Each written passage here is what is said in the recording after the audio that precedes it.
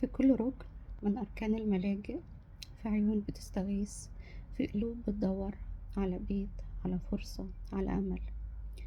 التبني مش مجرد قرار، التبني موقف إنساني بيغير حياة حيوان وبيغير حياتك أنت كمان. أنا ميري ودي قناتي بتكلم عن الرفق بالحيوان.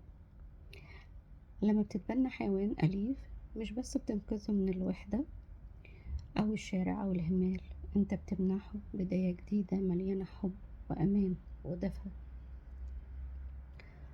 الحيوانات اللي بنتبناها بتتحول من كائنات خايفة أو حزينة لرفاق أوفياء، أصدقاء بيشاركوك في كل لحظة. مثلا زي أسرة فقدت شخص عزيز لقيت في كلب بتتبناه سعادة، حب، دفء. صديق طفل مثلا بيعاني من التوحد، لما أهله بيتبنوا قطة أو كلب بيبقى عنده صديق ما بيحكمش عليه لكن بيحبه زي ما هو.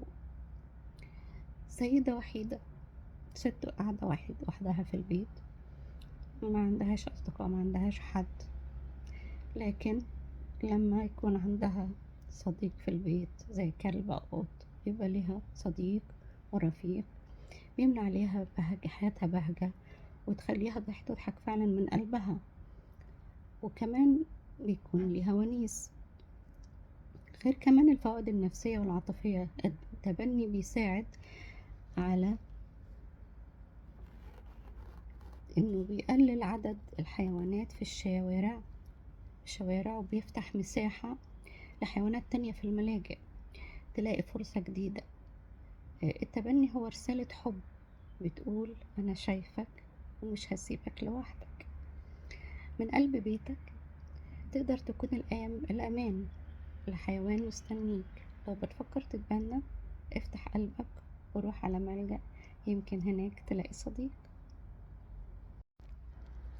ما تنسوش لايك وشير وسبسكرايب علشان يوصل لكم كل جديد، واستنوني فيديوهات تانية جديدة.